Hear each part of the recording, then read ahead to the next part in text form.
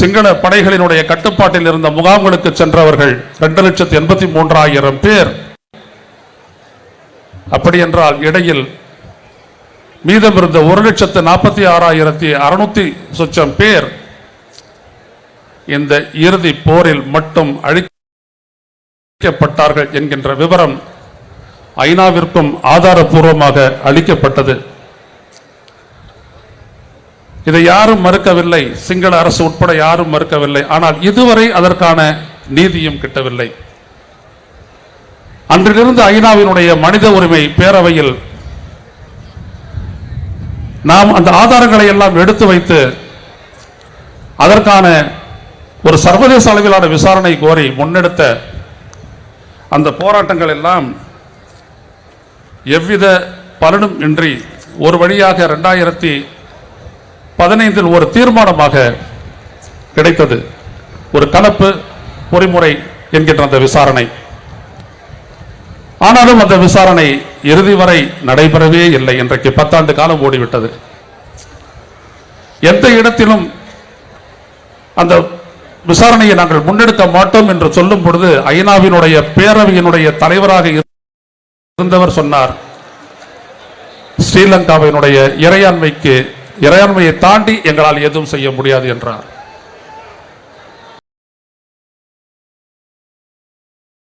எப்படி அது ஒரு நாட்டினுடைய இறையாண்மை சொந்த நாட்டு மக்களை அழிப்பதற்கு மட்டும் இருக்கிறது என்றால் அது இறையாண்மையா அல்லது அழிப்பதற்கான சுதந்திரமா என்றெல்லாம் கேள்விகளை எழுப்பினோம். ஆனால் அதற்கெல்லாம் பதில் இல்லை. தோழர்களே, அமைதி காருங்கள்.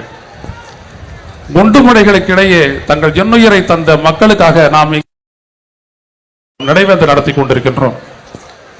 இந்த மழை பெரிதல்ல. நாம் நின்று இந்த நினைவேந்தலை கடைபிடிப்பது உலக மக்கள் அனைவருக்கும் நாம் விடுக்கும் செய்தி. இந்த செஞ்சியில் இருந்து நாம் விடுக்கக்கூடிய அந்த செய்தி, நாம் இந்த இடத்தில் மழைக்காக அஞ்சு ஒதுங்கிவிட்டோம் என்றால் அவ்வளவுதான் இவர்கள் என்று கூட அவர்கள் சொல்லுவார்கள். வெளிநாடுகளில் இருந்தில்லை, இங்கு உள்ளவர்களே சொல்லுவார்கள். அப்படிப்பட்ட துரோக கூட்டம் எல்லாம் நம்மோடு சேர்ந்தே தான் வளர்ந்து கொண்டு இருக்கின்றது, இயங்கிக் கொண்டும் இருக்கின்றது. எனவே நாம் முன்னெடுக்கக்கூடிய இந்த நினைவேந்தலினுடைய அர்த்தம் தான் என்ன என்றால், நாங்கள் ஒருபோதும் தமிழ் ஈழ விடுதலை என்கின்ற அந்த இலக்கை நோக்கிய தமிழ் இனத்தின் அந்த அரசியல் அபிலாஷையை நிறைவேற்ற அந்த போராட்டம், அது ஜனநாயக வழியிலோ ஆயுதம் தாங்கிய வழியிலோ எப்படி நடந்தாலும் அதற்கு உறுதுணையாக இந்த தமிழ்நாடு நிற்கும் என்பதற்கான அத்தாட்சிதான் தமிழ் மக்களினுடைய வாழ்வுரிமையை பேண அன்றாட போராடி வரக்கூடிய தமிழக வாழ்வுரிமை கட்சி முன்னெடுக்கக்கூடிய இந்த நிகழ்வு.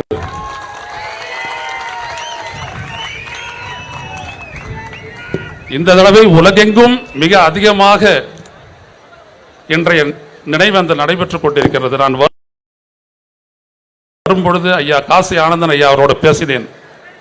அவர் சொன்னார், முன் எப்போதும் இல்லாத அளவிற்கு நாட்டிலும் உலகத்தினுடைய பல பகுதிகளிலும் இன்றைக்கு மிக அதிக அளவில் பரந்துபட்ட அளவில் இந்த நினைவேந்தல் நடைபெற்றுக் கொண்டிருக்கின்றது என்றார். மகிழ்வாக இருந்தது. ஏனென்றால் அதெல்லாம் முடிந்த கதை என்று பேசிக் கொண்டிருக்கக்கூடிய இந்த உலகில் அயராது இன்றளவும் நாம் நமது விடுதலைக்கான அந்த வேட்கையை, அந்த சுதந்திர குரலை நாம் தொடர்ந்து எழுப்பிக் கொண்டிருக்கின்றோம். ஏனென்றால் மாறி வரக்கூடிய சூழல் என்ற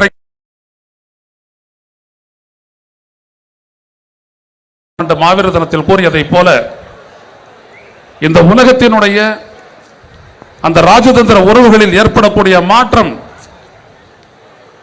அன்றைக்கு தமிழீழ போராட்டத்தினுடைய நியாயத்தை ஏற்கும். அதுவரை இந்த அரசியலை முன்னெடுக்க வேண்டும். இந்த போராட்டத்தை அடுத்த தலைமுறைக்கு நாம் கையெடுத்து விட்டு செல்ல வேண்டும். அதை முன்னெடுங்கள் என்று நமக்கு ஒரு குறிப்பை காட்டிவிட்டு சென்றிருக்கின்றார். அதைத்தான் நாம் முன்னெடுக்கின்றோம்.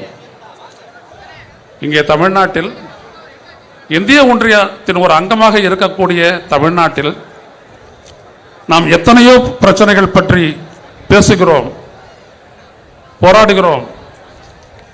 இங்கே கூட வாழ்வுரிமைக்கான ஒரு போராட்டம், நமது மீனவர்களுடைய போராட்டம் நடந்தது. இங்கு கூட விவசாயிகளுடைய நிலங்களை எல்லாம் ஹைட்ரோ கார்பன் எடுப்பு என்கின்ற பேரழிவு திட்டத்திற்கு உட்படுத்தப்பட்டது. அணு உலைகள் நிறுவப்படுகின்றன. இவற்றையெல்லாம் எதிர்த்து நாம் போராடி கொண்டிருக்கின்றோம். ஒரு சாதாரண விடயத்தை கூட நாம் போராடித்தான் எல்லாவற்றையும் சாதிக்க வேண்டியிருக்கிறது. என் கண்முன்னே திரண்டிருக்கும் உங்களில் பலர் இந்த சாலை சுங்க வரி எவ்வளவு அநியாயமாக நடக்கின்றது என்பதை எதிர்த்து தமிழக வாழ்வுரிமை கட்சி போராடிய போது அந்த களத்தில் நின்ற மிகப்பெரிய போராளிகள் தாங்கள் நீங்கள். அன்றைக்கு நான் கூடும்போது சொன்னேன், எமது இனத்தினுடைய போராட்ட சக்தி அங்கே சாலை சுங்க வரி அநியாயத்தை எதிர்த்து வேல்முருகன் தலைமையில் போராடி கொண்டிருக்கிறது என்று சொன்னேன். ஆனால் இந்த நாட்டில் ஆட்சியில் இருந்த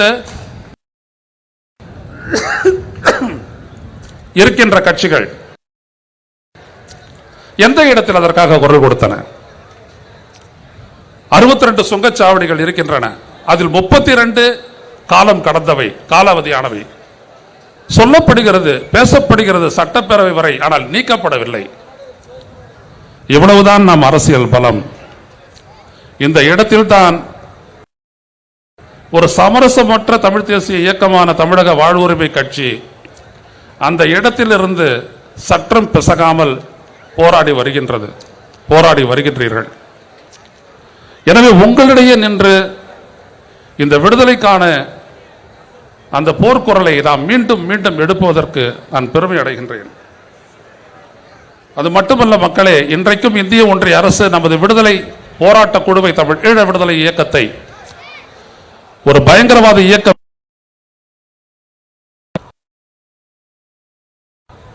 ஆனாலும் நாம் துணிந்து நமது கொடியிலும் அந்த சின்னத்தினுடைய நிழலை பதித்திருக்கின்றோம்.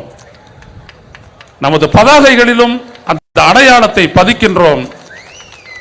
நமது பேச்சிலும் சொல்லிலும் செயலிலும் தமிழ் ஈழ விடுதலை புலிகளையோ அல்லது தமிழ் ஈழ தேசிய தலைவர் மேதகவி பிரபாகரன் அவர்களையோ நாம் மறப்பதும் இல்லை, சொல்லாமல் மறைப்பதும் இல்லை. துணிந்து சொல்கின்றோம் என்றால் இதுவே தமிழ் இனம் உலகிற்கு உணர்த்தக்கூடிய ஒரு அறைகூவலாகும்.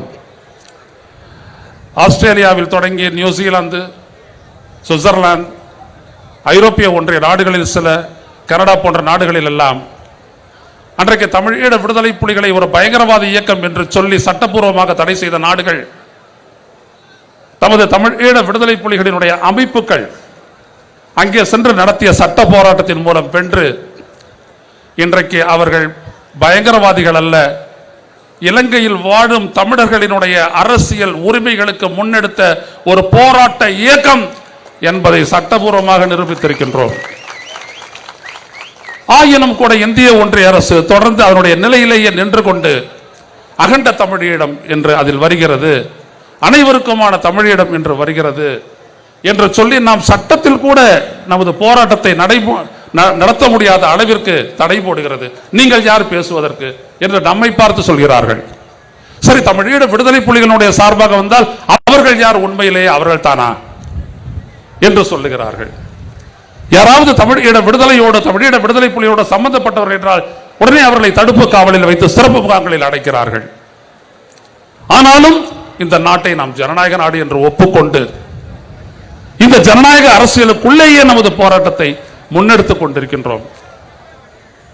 நமக்கான சாதக சூழல் அரசியல் இல்லைதான், ஆனாலும் நாம் போராடி கொண்டிருக்கின்றோம். ஏனென்றால் ஒரு நாள் விடியத்தான் போகிறது, நமது குரல் கேட்கத்தான் போகிறது. இப்படிப்பட்ட இந்த முக்கிய வேளையில் தோழர்களே, ஒவ்வொரு ஆண்டும் இப்படி வருகின்றோமே, கூடுகின்றோமே, நமது இலக்குத்தான் என்ன என்று உங்களுக்குள் எடக்கூடிய அல்லது ஐயம் எடக்கூடியவர்களுக்கு நீங்களும் பதில் சொல்ல வேண்டும் அல்லவா? அப்படி ஒரு பொறுப்புள்ள ஒரு தொண்டர்களும் தோழர்களும் அல்லவா நீங்கள்? உங்களுக்காக ஒரு விளக்கத்தை இங்கே அளிப்பது எனது கடமை என்று கருதுகின்றேன். இந்த நல்வாய்ப்பை எனக்கு நல்கிய தமிழக வாழ்வுரிமை கட்சியினுடைய தலைவர் அருமைமிகு தம்பி வேல்முருகன் அவர்கள் கொடுத்த இந்த வாய்ப்பின் மூலம் இதை சொல்லுவதற்கும் நான் ஒரு கடமையாக கருதுகிறேன். நமது போராட்டம் என்பது 3 வகையாக இருக்கின்றது. ஒன்று, தமிழீழ விடுதலை போராட்டத்திற்கு என்றென்றும் துணை நின்று குரல் கொடுப்பது. அது நமது அரசியலின் முதன்மையானது.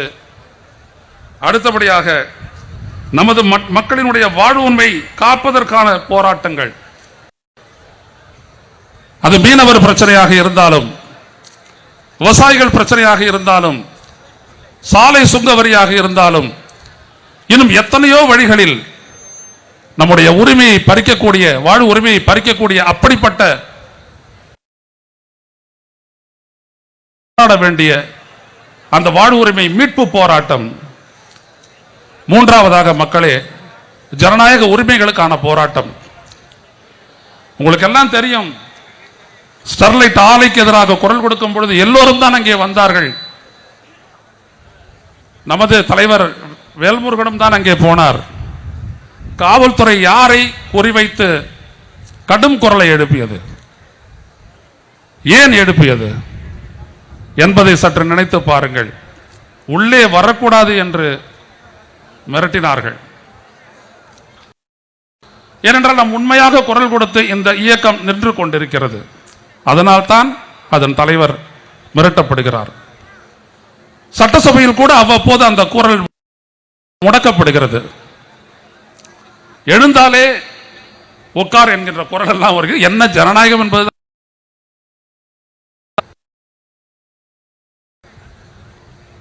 இப்படியான ஒரு நிலையில் தான் நம் மக்களினுடைய ஆதரவை, அவர்களிடையே விழிப்புணர்வை ஏற்படுத்தி இதை மேற்கொண்டு வருகின்றோம். அது மட்டுமல்ல, இன்றைக்கு இருக்கக்கூடிய இந்திய தேசிய அரசியலில், இந்திய ஒன்றிய அரசியலில் தேர்தல் ஆணையமும் தேர்தலுக்கு அவர்கள் பயன்படுத்தும் இவிஎம் கருவிகளையும் கொண்டு நமது மக்களினுடைய அடிப்படை வாக்குரிமையை கூட சிதைக்கக்கூடிய விடயங்கள் எல்லாம் நடந்து கொண்டிருக்கின்றன.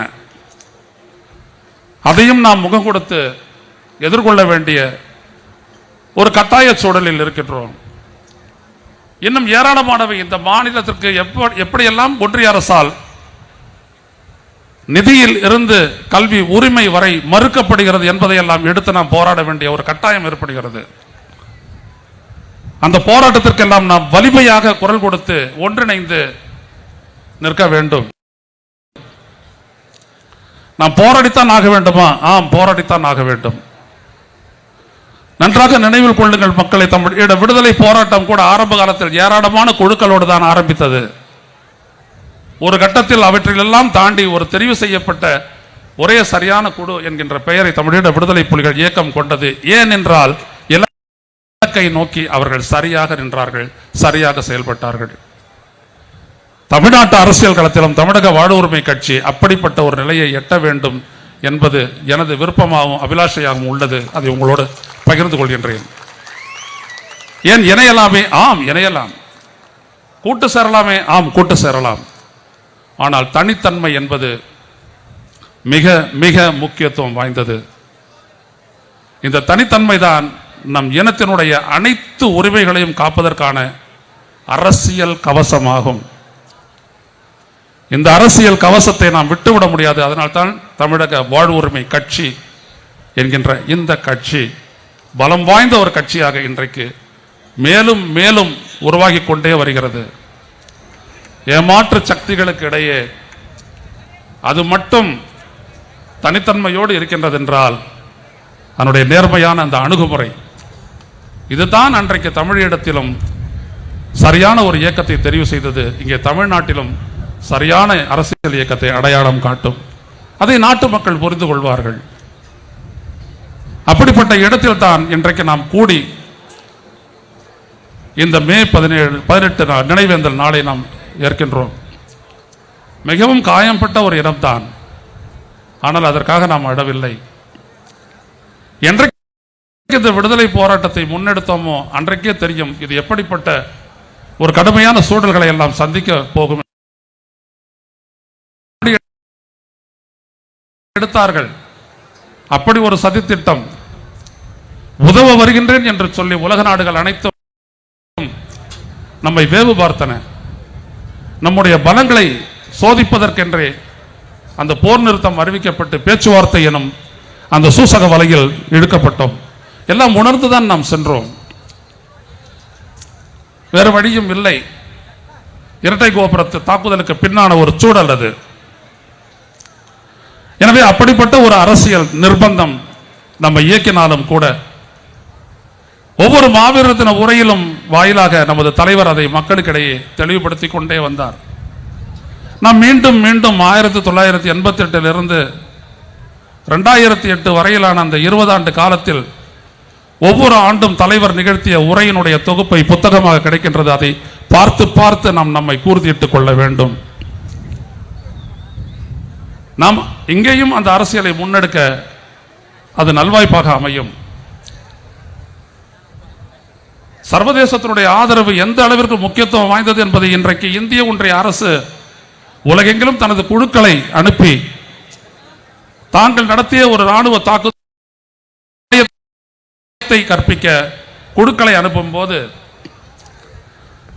நாமும் சர்வதேச அளவில் அப்படிப்பட்ட பல நகர்வுகளை எல்லாம் செய்து கொண்டுதான் நிற்கின்றோம். அது நாடு கடந்த தமிழ் அரசாங்கமாக இருந்தாலும் சரி, இன்னும் பல்வேறுபட்ட அமைப்புகளாக அமைச்சிருந்தாலும் பண்ணிக்கொண்டுதான் இருக்கின்றோம். எனவே ஏதோ 2 நிகழ்வுகளில் மட்டும் நம்மை முத்திரை பதித்து விட்டு அத்தோடு நாம் நிறுத்திக் கொள்பவர்கள் அல்ல நாங்கள். நாம் மிகப்பெரிய ஒரு விலையை கொடுத்திருக்கின்றோம் தமிழீழ விடுதலைக்காக.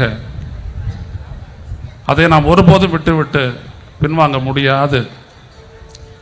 கொழுந்துவிட்டு எரியக்கூடிய அந்த விடுதலை தீ தமிழ் ஈழம் என்கின்ற ஒரு கனவை நனவாக்க வேண்டும். அதை ஆக்கியே தீர்வோம். இந்த நினைவு நாளிலும் அதற்கான நாம் சூளுரையை ஏற்போம். மீண்டும் மீண்டும் சந்திப்போம். மீண்டும் மீண்டும் பேசுவோம். தமிழர்கள் தாயகம், தமிழர் தாகம், தமிழ் ஈழ தாயகம் வெல்க வெல்க தமிழ் ஈழ விடுதலை புலிகள்.